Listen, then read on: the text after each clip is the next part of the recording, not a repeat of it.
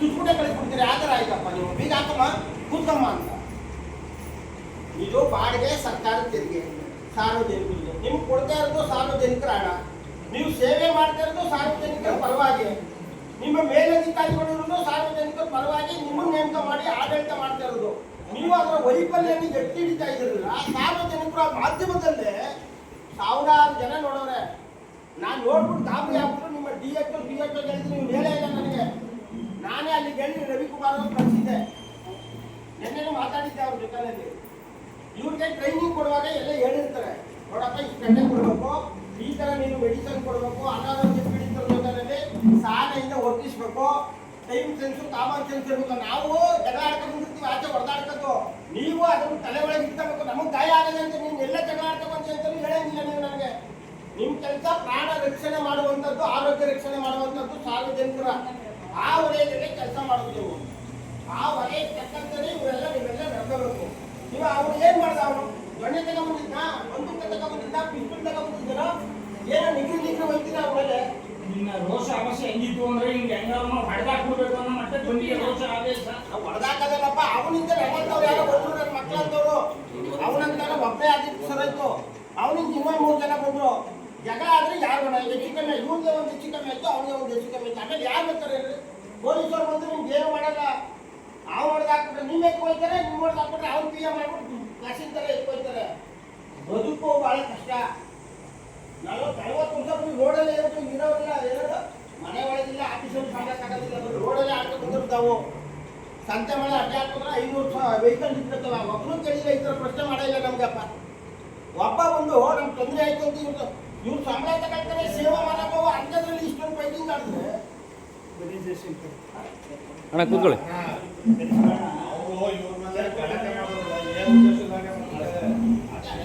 ಯಾಕೆ ಗಲಾಟೆ ಮಾಡೋದು? ಅವ್ರು ಏನ್ ಕೇಳಿದ್ರೆ ನಿಮ್ಮ ಅವ್ರು ನಾನೇ ಬಂದು ಕೇಳಿ ಡಾಕ್ಟರ್ ಬಂದಿಲ್ಲ ಅಂತ ನೀನು ಅವಾಗ ನೀನೇ ಇದ್ದಾವ ಡಾಕ್ಟರ್ ಎಷ್ಟೊತ್ತು ಬರ್ತಾರೆ ಅಂದ್ರೆ ಇಲ್ಲ ಕಣ 4 ಹಾಕ್ಬಿಟ್ಟು 4-5 ಸರಿ ನಮ್ಮ ಅಂಗಡಿ ಬಂದು ನಮ್ಮ ಫ್ರೆಂಡ್ ಅಂಗಡಿ ಯಾವಾಗ ಬಂದ್ರು ಹೋಗ್ತಾ ಇದ್ರು. ಯಾರು ಇಲ್ಲ. ಎಷ್ಟೋ ಜನ ವಯಸ್ಸಾದವ್ರು ಬಂದು BP ಚೆಕಪ್ ಹಿಂಗೆ ಹೋಗು. ನಾವೇ ನೋಡಿವಿ. ಸೆಂಟ್ರಲಿಂದ ನಿಮ್ಗೆಲ್ಲ VC ತಗೊಂಡ್ರು. ಸೆಂಟ್ರಲಿಂದ ಯಾಕೆ ತಗೊಂಡ್ರು? ನೀವು ತೆಗೀರಿ, ಮಾಸ್ಕ್ ತೆಗೀರಿ. ಇರ್ಲಿ. ನಾವು ಯಾರು ಪೇಷಂಟ್ ಅಲ್ಲ, ಏನು ಮಾಡಲ್ಲ. ಆಗಲ್ಲ. ಅದು ಯಾಕೆ ಮಾಡಿದ್ರು VC ಹೇಳಿ? VC ಅಂದ್ರೆ ಏನು? ಅಲ್ಲಿಂದ VC ಯಾಕೆ ತಗೊಂಡ್ರು ಅಂದ್ರೆ 2 ವರ್ಷ ಆಯ್ತು, ಇದು ಸೆಂಟ್ರ್ 3 ವರ್ಷ ಆಯ್ತು. ಅವತ್ತಿನ ಬಿಟ್ಬಿಟ್ಟು ಮೊನ್ನೆ ಯಾಕೆ VC ತಗೊಂಡ್ರು ಅಂತ ಗೊತ್ತಾ ನಿಮಗೆ? ಇಲ್ಲಿ ಅವೈಜ್ಞಾನಿಕವಾಗಿ ಆಲ್ ಓವರ್ ಇಂಡಿಯಾದಲ್ಲಿ ಉಪಕೇಂದ್ರಗಳು ಕೆಲಸ ಮಾಡ್ತಾ ಇಲ್ಲ. ಅಂದ್ರೆ ಆರೋಗ್ಯ ಪೀಡಿತರ ಜೊತೆಯಲ್ಲೇ ನೀವು ಸಹಕರಿಸ್ತಾರೆ ಅನ್ನೋ ಉದ್ದೇಶದಿಂದ ಕಂಪ್ಲೇಂಟ್ ಹೋಗಿದ್ದಕ್ಕೆ ತಗೊಂಡಿರೋದವರು. ನೀವು ಏನೇನು ಮಾಡ್ಕೊಂಡಿದ್ರೆ ಯಾವ ಪೂರ್ವ ಸಿದ್ಧತೆನೂ ಸರಿಯಾಗಿಲ್ಲ. ನಿನ್ನೆ ಅವರು ವಿಡಿಯೋ ಕಾನ್ಫರೆನ್ಸ್ ಮಾಡಿದಕ್ಕೋಸ್ಕರ ನೀವು ಎಲ್ಲ ಸಿದ್ಧತೆಯನ್ನು ಮಾಡ್ಕೊಂಡು ಬ್ಯಾನರ್ ಹಾಕೊಂಡು ಪೋಸ್ಟರ್ ಹಾಕೊಂಡು ಎಲ್ಲ ಮಾಡಿದ್ದು. ಇದು ಈ ರಾಜ್ಯದ ಯಾವ ಮಂತ್ರಿಗಳಿಗೂ ಹೌದಾ? DHO ಹೇಳ್ಬಿಟ್ಟು ಕಂಪ್ಲೇಂಟ್ ಆಕ್ಷನ್ ನನ್ನ ಮೇಲೆ 1,000 ಕುಟುಂಬಗಳಿಗೆ ಒಂದು ಹಾಸ್ಪಿಟಲ್ ಅಂತ ತೆಗೆದಿರೋದು. ಯಾರುವೇ ಕ್ಯೂ ನಿಂತಬಾರ್ದು, 10 ಕಿಲೋಮೀಟರ್ 5 ಕಿಲೋಮೀಟರ್ ಹೋಗಬಾರ್ದು ಅನ್ನೋ ಉದ್ದೇಶದಿಂದ ಸ್ಥಳೀಯರಿಗೆ ಸ್ಥಳೀಯವಾಗಿಯೇ ಸೇವೆ ಸಿಗಬೇಕು ಅಂತ ನಿಮ್ಗೆ ಉದ್ಯೋಗ ಸೃಷ್ಟಿ ಮಾಡಿಕೊಟ್ಟಿರೋದು. ನಿಮಗೊಂದು ಉದ್ಯೋಗ, ಸ್ಥಳೀಯರಿಗೆ ಅನುಕೂಲ ಎಲ್ಲ ಮಾಡ್ಕೊಟ್ಟಾರೆ. ವಯಸ್ಸಾದವರು ಬಂದು ಆಫೀಸ್ ದೊಡ್ಡ ಆಸ್ಪತ್ರೆಗಳಲ್ಲಿ ನಿಲ್ಲಕ್ಕಾಗಲ್ಲ. ಬಾಣತಿರು ಬಸರಿರು ವಯಸ್ಸಾದವರು ಅವ್ರಿಗೋಸ್ಕರ ಸ್ಥಳೀಯವಾಗಿ ಆರೋಗ್ಯ ತಪಾಸಣೆ ಆಗಲೇನು ಮಹತ್ವಾಕಾಂಕ್ಷೆ ಮೋದಿ ಅವ್ರದ್ದು. ಪ್ರಧಾನಮಂತ್ರಿಗಳ ಇಚ್ಛೆ ಉಳ್ಳಿ ಕೆಲಸ ಮಾಡಬೇಕು. ಅದು ಮಾಡ್ತಾ ಇಲ್ಲ ಅಂತಲೇ ಮೊನ್ನೆ VC ತಗೊಂಡಿದ್ದು. ಎಲ್ಲರೂ ಇಡೀ ರಾಜ್ಯದಲ್ಲಿ ಇಡೀ ದೇಶದಲ್ಲೇ ತಗೊಂಡಿದ್ರು. ಅವ್ರು ಎಲ್ಲಿ ಬೇಕಾದ್ರೂ ಆನ್ಲೈನ್ ಮಾಡ್ತಾ ಇದ್ರು. ಅವ್ರು ಗೊತ್ತಾ ನಿಮ್ಗೆ? ವಿಡಿಯೋವನ್ನ ನೀವು ಮೊಬೈಲ್ ಮಾಡಿ ಎಲ್ಲ ಆಫೀಸ್ ತೋರ್ದವ್ರೆ ಕೇಂದ್ರಕ್ಕೆ. ನನಗೆ ನೋಡವ, ನೀನು ರೈತರ ಮಗಳಾಗೋ, ಚೀಫ್ ಮಿನಿಸ್ಟರ್ ಮಗಳಾಗೋ, ನನಗದು ಬೇಕಾಗಿಲ್ಲ. ಚೀಫ್ ಮಿನಿಸ್ಟರ್ ಮಗಳಿಂದ ಸೇವೆ ಮಾಡ್ತಾ ಇದ್ರೆ ನಾವು ಹುಡುಕ್ತಾಗ್ತದ? ಜಗಳ ಆಡ್ತಾ ಇದ್ರೆ ನೋಡ್ತಾ ಇದ್ದ ಈ ಚೀಫ್ ಮಿನಿಸ್ಟರ್ ಮಗ ಇದೆಯಾ? ಸೇವೆ ಮಾಡೋದಿಲ್ಲ ಅಂದ್ರೆ ನಾನು ನೋಡ್ತಾ ಕೂತ್ಕೊತಾಗ್ತೇನ್ರಿ? ಮಂತ್ರಿ ಮಗ MLA ಮಕ್ಕಳೇ ಲೆಕ್ಕ ಇಲ್ಲ ನಮ್ಗೆ. ಈ ಸರ್ವಿಸ್ ಸೆಕ್ಟರ್ ಹೇಳ್ತಾರಲ್ಲ, ನೀವು ಮಿನಿಸ್ಟರ್ ಮಗ ಅಂದ್ರೆ ಅಟ್ಲೀಸ್ಟ್ ಕೆಲಸ ಸಂಬಳ ತಗೋ. ನನಗೆ ಬೇಡಕ್ಕೆ ಬೇಡ, ಈ ಕೆಲಸ ಬೇಡ, ಯಾವಾಗ ಬಂದು ಮಾಡ್ತಾರೆ. ನಾನು ಹೇಳ್ತಾ ಇರೋದು ರೈತರು DHO ಬಂದಿಲ್ಲ ಸರ್. ಅವರು ಏನೋ ಫೋನಲ್ಲಿ ಹೇಳಿದ್ದಾರೆ, ಈಗ ರೈತರ ಮಕ್ಕಳು ಕೊಲೆ ಮಾಡಿದ್ರೆ ಬಿಟ್ಬಿಡಲ್ಲ, ನಾನು ಕೊಲೆ ಮಾಡಿದ್ರೆ ಬಿಡಲ್ಲ. ಈಗ ಇನ್ನು ಮುಂದೆ ಈ ರೀತಿಯಲ್ಲಿ ಮಾಡಬಾರ್ದು. ಎಲ್ಲರೂ ಒತ್ತಾಯ ಏನಂದ್ರೆ ಇವ್ರಿಬ್ಬರನ್ನ ಸಸ್ಪೆಂಡ್ ಮಾಡಬೇಕು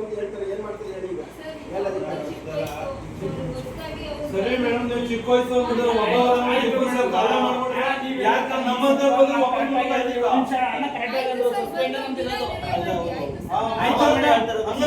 ಬಡಪಾಯಿ ಬಂದ್ರು ಅಲ್ಲ ಒಬ್ಬ ಪತ್ರಕರ್ತ ಮೇಲೆ ಇಷ್ಟೊಂದು ಅಲ್ಲ ಮಾಡಿದ್ಮೇಲೆ ಒಬ್ಬ ಬಡಪಾಯಿ ಬಂದಾಗ ನೀವ್ ಯಾವ ತರ ಟ್ರೀಟ್ ಮಾಡ್ತೀರಾ? ಪಬ್ಲಿಕ್ ಇಲ್ಲ. ಈಗ ನಮ್ಮ ಅಣ್ಣವ್ರು ಹೇಳ್ತಾರಲ್ಲ ಎಷ್ಟು ದಿವಸ ಬಂದಿದೆ, 2-3 ದಿನ ಬಂದಿದೆ, ಡಾಕ್ಟರ್ ಇಲ್ಲ ಅಂತ.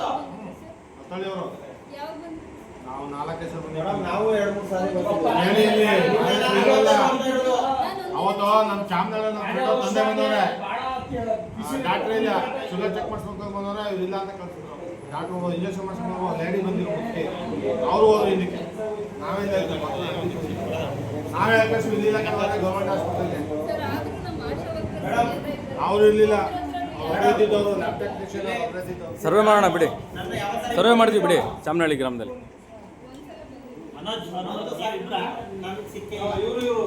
ಹಲವಾರು ಬಾರಿ ಏನ್ ಸ್ಟಡಿ ಮಾಡಿದ್ರಿ? ಒಂದು ಸಾರಿನು ನೀವು ಏನ್ ಸ್ಟಡಿ ಮಾಡಿದ್ರಿ? ಏನ್ ಸ್ಟಡಿ ಮಾಡಿದಾರೆ ಅಲ್ಲ ಒಂದು ಉದಾಹರಣೆ ನಮಗೆ ನಾನು ಹೇಳ್ಬಿಡ್ತೀನಿ ನಮ್ದು ಏನೇನು ಪ್ರಾಬ್ಲಮ್ ಇದೆ ಅಂತ. ನಮಗೆ ಬರೀ ಓಪಿಡಿ ಸರ್ವಿಸ್ ಅಷ್ಟೇ ಅಲ್ಲ ಸರ್, ಅಂಗನವಾಡಿ ವಿಸಿಟ್ ಇರುತ್ತೆ, ಹಾಸ್ಟೆಲ್ ವಿಸಿಟ್ ಇರುತ್ತೆ, ಎಲ್ಲ ಇರುತ್ತೆ. ನಾವು ಅಲ್ಲಿಗೂ ಹೋಗಿ ನಾವು ಅಲ್ಲೂ ಮ್ಯಾನೇಜ್ ಮಾಡ್ಕೊಂಡು ಇಲ್ಲೂ ಮ್ಯಾನೇಜ್ ಮಾಡ್ಬೇಕು. ಅವತ್ತು ಕೇಳಿದ್ಕೆ ಎಸ್ ಎಲ್ ಸಿದು ಇದಕ್ಕೆ ಹೋಗಿದ್ದಾರೆ ಅಂತೇಳಿ SLC ಬ್ಯಾಚ್ಗೆ SLC ಇದಕ್ಕೆ ಬೇರೆಯವ್ರು ಹಾಕಿದ್ದಾರೆ ಆಯಿತಾ. ಇವ್ರು ಹೋಗುವಂಥ ಅವಶ್ಯಕತೆ ಇಲ್ಲ.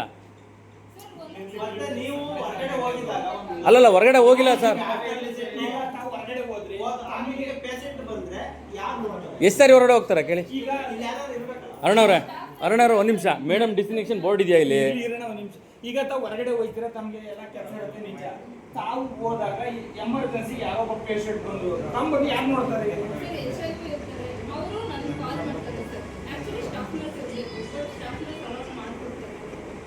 ಅದಕ್ಕೆ ವೇಟ್ ಮಾಡಿ ಇನ್ಸಿಡೆಂಟ್ ಇತ್ತು, ದರ್ದಿಯವ್ನಿಗೆ ಬುದ್ಧಿವಾದ ಹೇಳ್ಬೋದೈತೆ, ನೀವೇ ಹೆಂಗಾರ ಯಾಕೆ ಹೊಡಿಗೆ ಪತ್ರಕರ್ತರಿಗೆ ಅಂತ ಒಂದು ಮಾತಾಗಿ ಹೇಳಿದ್ರೆ ನಾವು ಇಷ್ಟೊಂದು ಕಂಪ್ಲೀಟ್ ಆಗಿ ಗೊತ್ತಿಲ್ಲ. ಅವ್ರು ಬಂದ್ರು BP ಶುಗರ್ ಚೆಕ್ ಮಾಡಿಸ್ಕೋಬೇಕು, ಹಿಂಗಾಯ್ತು ಅಂತ ಅಂದಿದ್ರು ಅಷ್ಟೇ. ಅವ್ರ ಮೇಲೆ ನಮಗೆ ಯಾವತ್ತೂ ಕಂಪ್ಲೇಂಟ್ ಇರಲಿಲ್ಲ. ಸೊ ನಾನು ಮೊದಲೇ ಒಂದ್ಸರಿ ಸುದ್ದಿ ಮಾಡಿದ್ವಲ್ಲ ಸರ್, ಕಂಪ್ಲೇಂಟ್ ಇಲ್ಲ ಅಂತಾನೆ ಹೇಳಿದೆ. ಡಾಕ್ಟ್ರು ಬಂದಿಲ್ಲ ಅಂತ ಮೊದಲೇ ಒಂದ್ಸರಿ ಸುದ್ದಿ ಮಾಡಿದ್ವಲ್ಲ. ಕಂಪ್ಲೇಂಟ್ ಇರಲಿಲ್ಲ ಅನ್ಕೋಬೇಡಿ. ಯಾರು ಕಂಪ್ಲೇಂಟ್ ಇರಲಿಲ್ಲ ಅನ್ಕೋಬೇಡಿ. ಕಂಪ್ಲೇಂಟ್ ಪ್ರಶ್ನೆ ಮಾಡಕ್ ಬಂದಿರಲಿಲ್ಲ ಯಾರು ಇತ್ತು ಆ ಮಾಡಿದವರು ಅಯ್ಯೋ ಉತ್ಸ ಅಂತ ಹೋಯ್ತಾ ಇದ್ರು. ಯಾರು ಧೈರ್ಯ ಬೇಕಲ್ಲ. ಎಲ್ಲಾರು ಪೇಷಂಟ್ ಬರ್ತಾರಲ್ಲ ಅವ್ರಿಗೆ ಯಾರು ಇಂಥ ಮಾನಸಿಕ ಸ್ಥಿತಿಗತಿ ಇರುವುದಿಲ್ಲ.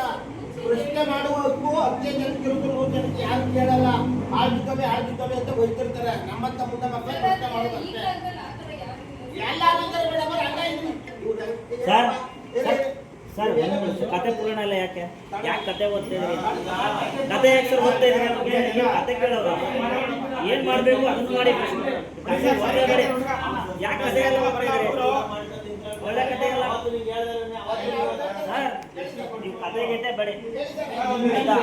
ತಪ್ಪು ಮಾಡಿದೀನಿ ಅನ್ನೋದು ಒಂಚೂರು ಯಾರೇ ನಿಮ್ಗೆ ತಡೆ ಮಾಡ್ಲಿಕ್ಕೆ ಯಾರೇ ಅನುಮತಿ ಕೊಟ್ಟವರು? ಸ್ಮೈಲ್ ಕಾಣ್ತೈತಲ್ಲ, ನಿನ್ ಮಕ್ಕಳ ಸ್ಮೈಲ್ ಗೊತ್ತಾಯ್ತಲ್ಲ, ಎಲ್ಲೂ ನಗ್ಸಾಯ್ತೀನಿ ಹೇಳ್ತಾಯ್ತೀನಿ ನೀನು. ಒಂದ್ ನಿಮಿಷ ಪತ್ರಕರ್ತರು ನಾನು ಕೇಸ್ ಮಾಡೇ ಮಾಡ್ತೀನಿ ರೀ. ಯಾರೇ ಸಮಜಾಯಿಸಿ ಕೊಟ್ಟರು ನಾನು ಕೇಸ್ ಮಾಡೇ ಮಾಡ್ತೀನಿ. ಇಲ್ಲ ಆಗುವಂಥ ಹಗರಣಗಳೇನಿದೆ ನಾನು ತೆಗಿತೀನಿ. I know that.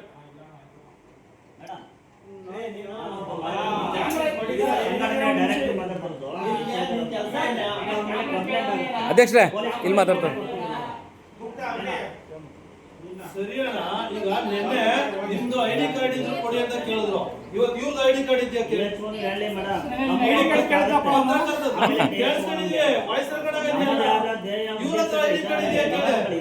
ಹಾಕೊಳ್ಳೋದಿಲ್ಲ. ID card ಹಾಕೊಳ್ಳೋದಿಲ್ಲ ಅವರು. ಕಂಪ್ಲೇಂಟ್ ಕೊಟ್ರೆ ಏನಾಗುತ್ತೆ ಗೊತ್ತಾ ನಿಮ್ಗೆ? ಗೊತ್ತಿದೆಯಾ?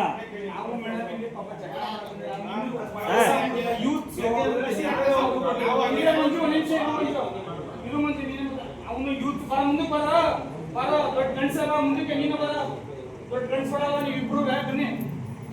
ಯೂತ್ಸ್ ಅವ್ರೆ ಮೇಡಮ್, ನಾವು ಅವ್ರ ಮೇಲೆ ನೀವು 1 ಸೆಕೆಂಡ್ಗೆ ಫೋನ್ ಮಾಡಿದ್ರೆ ವಿತಿನ್ ಸೆಕೆಂಡ್ ಎಫರ್ ಮಾಡಿಸ್ತೀನಿ. ಈಗಲೇ ಕೂತಿದ್ದಾಗಲೇ ಎಫರ್ ಮಾಡ್ತೀವಿ. ಆದ್ರೆ ಅವನಿಗೊಂದು ಜೀವನ ಐತೆ, ಇವನಿಗೊಂದು ಜೀವನ ಐತೆ. ಮದುವೆ ಆಗಿತ್ತು, ಆಗಿರೋದ್ರ ಫ್ಯಾಮಿಲಿ ಅಪ್ಪ ಅಮ್ಮ ಇರ್ತಾರೆ, ತಾಯಿ ಎಲ್ಲರೂ ಅವ್ರ ನೋವು ಇರುತ್ತೆ. ನಾವು ಅನುಭವಿಸ್ಕೊಂಡು ಈ ಮಟ್ಟದಲ್ಲಿ ಬಂದಿರೋದು. ಗೌರ್ಮೆಂಟ್ ಸಿಗುತ್ತೆ ಅಷ್ಟೊತ್ತಿಗೆ 4 ಕೊಂಬಂದ್ಬಿಡ್ತಿದೆ. ನಾನು ಗೌರ್ಮೆಂಟ್ ಕೆಲಸ ಆಕರ್ ಉಬ್ಬಿದ್ರೆ ಗೌರ್ಮೆಂಟ್ ಕೆಲಸದಲ್ಲಿ ಟಿಕೆಟ್ ತಗೊಳ್ಳೋದು ಪುಸ್ತಕ ಸಿಗಲ್ಲ ಅವನಿಗೆ. ನಮಗೂ ಬೇಜಾರಾಗುತ್ತೆ. ಅವ್ನ ಮಗ ನೋಡಿದ್ರೆ ಈಗ ಇನ್ನೋಸೆಂಟ್ ತರ ಬಂದವನೇ ನೆನ್ನೆ ಹುಲಿ ತರ ಏನ್ರಿ ವಿಡಿಯೋದಲ್ಲಿ ಆ ಥರ ಆಡಿದ್ರಲ್ಲ? ನೋಡಪ್ಪ ಇದೆ ಕತ್ತೆತೋ ತಲೆ ಯಾಕೆ ಬಿಡಿಸಿದ್ರೆ ತಲೆನ ತಪ್ಪು ಮಾಡಿದ್ರೆ ತಲೆ ಬಗ್ಗಿಸ್ತಾ ಇರೋದು ನೀನು. ಇದೇ ಫಸ್ಟ್ ಸ್ಟ್ಯಾಂಡ್ ಲಾಸ್ಟ್ ಇನ್ನೊಂದು ಪತ್ರಕರ್ತರು ಅಂತಲ್ಲ, ಯಾವುದೇ ಒಬ್ಬ ಅಧಿಕಾರಿ ಆಗ್ಲಿ ನರ್ಸ್ ಆಗ್ಲಿ ಟೀಚರ್ ಆಗ್ಲಿ ಒಬ್ಬರ ತನೂ ಸಾರ್ವಜನಿಕರ ಪ್ರೀತಿಶೋಧ ಮಾತಾಡ್ಬೇಕು. ಇಲ್ಲ ಅಂದ್ರೆ ನಾವೇನು ಬರಲ್ಲ, ರೈಸನ್ ಅವ್ರು ಏನ್ ಮಾಡ್ಬೇಕು ಮಾಡ್ಬಿಡ್ತಾರೆ. ಇಲ್ಲಪ್ಪ, ನಾವು ಕಂಪ್ಲೇಂಟ್ ಮಾಡಿದ್ರೆ ಅವ್ರಿಗೆ ಬೇಜಾರು. ಐತೆ ಅವ್ರ ಫ್ಯಾಮಿಲಿ ಐತೆ ಅಂತ ನಾವು ಸುಮ್ಮನೆ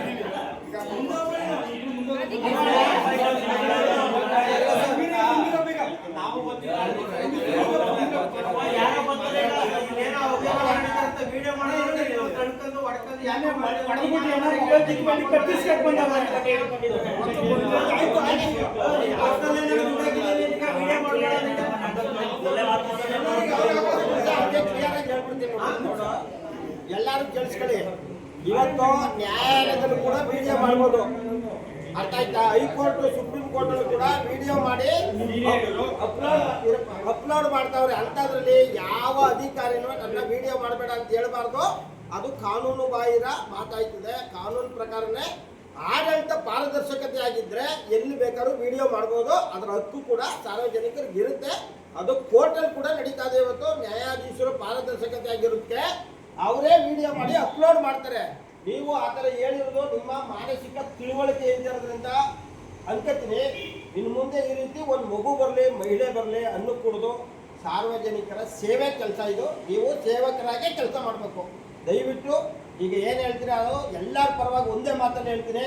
ಇನ್ನು ಮುಂದೆ ಇಂಥ ತಪ್ಪು ಎಲ್ಲೂ ಮಾಡಬಾರ್ದು, ನಡಿಬಾರ್ದು. ನಿಮ್ಮ ಉದ್ಯೋಗ ಉಳಿಬೇಕಂದ್ರೆ ಇಲ್ಲ ಚೆಲ್ಲೊಳಗೆ ಹೋಗ್ತೀರಿ ಅಂದ್ರೆ ಮಾಡ್ತಾ ಇರಿ. ನಮ್ಮಂಥವ್ರು ಸಾವಿರಾರು ಜನ ಇರ್ತಾರೆ, ಮಾಡಿಸ್ಕೊತಾರೆ. ಏನು ಮಾಡಬೇಕು ಅಂತ ಅಲ್ಲಿ ಹೇಳಿ.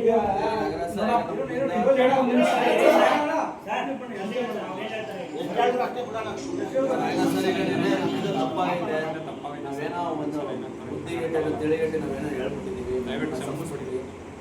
ಅಲ್ಲ ರೀ, ಇಡೀ ರಾಜ್ಯಕ್ಕೆ ನನ್ನ ಮಾನ ಮರ್ಯಾದೆ ಐತಲ್ರಿ. ಆಯ್ತಾ, ನಾನೇನೋ ಹೋಗ್ಬಿಟ್ಟು ನನ್ನ ಮಾನ ಮರ್ಯಾದೆ ನಾನು ಸೂಸೈಡ್ ಮಾಡ್ಕೊಂಡು ಸತ್ತೋಗ್ಬಿಟ್ಟಿದ್ರೆ ಯಾರು ಜವಾಬ್ದಾರಿ? ಯಾರ್ರೀ ಜವಾಬ್ದಾರಿ?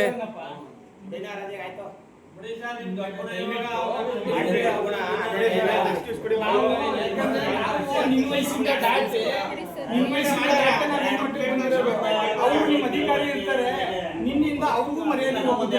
ಹೆಣ್ಮಕ್ಳು ಕಣ ಅವರು, ಅವ್ರ ಹೆಣ್ಮಕ್ಳಿಗೆ ನಿಮ್ ಮರ್ಯಾದೆ ಕೇಳಿ ಇಷ್ಟೆಲ್ಲ ಹೆಂಗಸ್ತಿದ್ದಾರೆ. ಅವ್ರ ನಿಮ್ಮ ಅಕ್ಕ ತಂಗಿರ ಅಕ್ಕ ತಂಗಿ ಇರ್ತಾರೆ ಎಲ್ಲರೂ. ನೀನ್ ಅವ್ರ ಜೊತೆ ಮಿಸ್ಯೂಸ್ ಮಾಡ್ಬಿಡ್ತೀಯ ಅಂತ ಯಾರು ಗೊತ್ತು? ಎಲ್ಲ ಮಾಡ್ಬೇಡ್ದು. ನಾವೇನೋ ಸ್ವಲ್ಪ ಹುಡುಗ ನಿಮ್ ಕೆಲ್ಸಕ್ಕೆ ತೊಂದರೆ ಆಗ್ಬಾರ್ದು ಅಂತ ಬಂದು ಕಂಪ್ಲೇಂಟ್ ಏನೋ ಇಲ್ಲ ಅಂದ್ರೆ ಕಂಪ್ಲೇಂಟ್ ಮಾಡಿದ್ರೆ ಮಾಡೋದೇನೆ. ನಾವು ನಾಗರಾಜ್ಗೆ ಬೇಡ, ನಾಗರಾಜ್ ಅಣ್ಣೆಲ್ಲ ಬರ್ತಾರೆ, ಕಂಪ್ಲೇಂಟ್ ಎಲ್ಲ ಮಾಡೋದು ಬೇಡ ಸಮಾಜದಿಂದ ಅಂತ ಹೇಳ್ತೀವಿ. ಆಯ್ತಾ? ಈಗೆಲ್ಲ ಗುಂಡಿ ನೀವೇನು ಗುಂಡಿ ಬಿಚ್ಚೋದು ಇವೆಲ್ಲ ಏನಿವೆಲ್ಲ ಅಧಿಕಾರಿ ಹಾಸ್ಪಿಟ್ಲ್ ಹೋಗಿ ಡಿಗ್ನಿಟಿ ಆಗಿರ್ಬೇಕು. ಮೇಡಮ್, ಈಗ ನೀವು ಸೀನಿಯರ್ಗಳು ಏನಿದ್ದೀರಿ, ಜೂನಿಯರ್ಗಳಿಗೆಲ್ಲ ಸ್ವಲ್ಪ ತಿಳುವಳಿಕೆ ಸಾರ್ವಜನಿಕರ ಹೇಳಿ ನೀವು. ಅದೇ ಇವರೇ ರೀ ಸೀನಿಯರ್ಸು, ಇವ್ರು ಆಶಾ ಕಾರ್ಯಕರ್ತರು. ಪಾಪ ಅವ್ರು ಮಾಡೋ ಕೆಲಸ ಇವ್ರು ಮಾಡಲ್ಲ.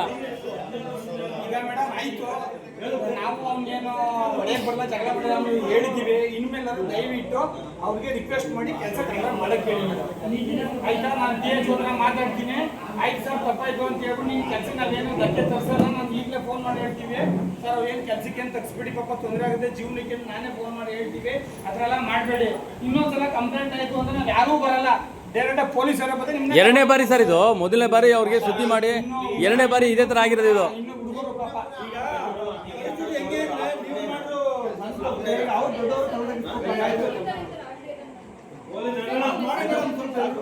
ಶಶಿಕಾಂತ್ ಕಾರ್ಯಕ ಪತ್ರಕರ್ತರ ಸಂಘದ ಪ್ರೆಸಿಡೆಂಟ್, ನಾನು ಡಿಸ್ಟ್ರಿಕ್ಟ್ ಪ್ರೆಸಿಡೆಂಟ್. ಜಿಲ್ಲಾಧ್ಯಕ್ಷರು ಬನ್ನೂರು ಬುದ್ಧಿ ಹೇಳ್ಬೇಕಂಡ್ರವ ನೀವು. ತಾಯಿ ತರ ಇದ್ದಾರೆ, ನಿಮ್ಮ ಮಗ ಇದ್ದಾನೆ, ಬುದ್ಧಿ ಹೇಳ್ಬೇಕು. ಒಂದ್ಸಾರಿ ಅಷ್ಟೇ ಹೇಳಲ್ಲ ಅಂದ್ರೆ ಕಾಯಿಸ್ತೀವಿ. ನೀವು ಅಂದ್ರೆ ಒಂದು ನಿಮಿಷಕ್ಕೆ DH ಮನೆ ಫೋನ್ ಮಾಡಿದ್ದು FIR ಮಾಡಿಸ್ತೀನಿ.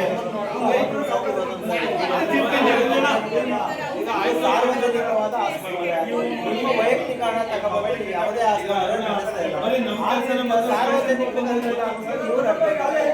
ಸಾರ್ವಜನಿಕರು ಏನಕ್ಕೆ ಅವ್ರ ಮೇಲೆ ತರಿಸ್ಬಾರ್ದು.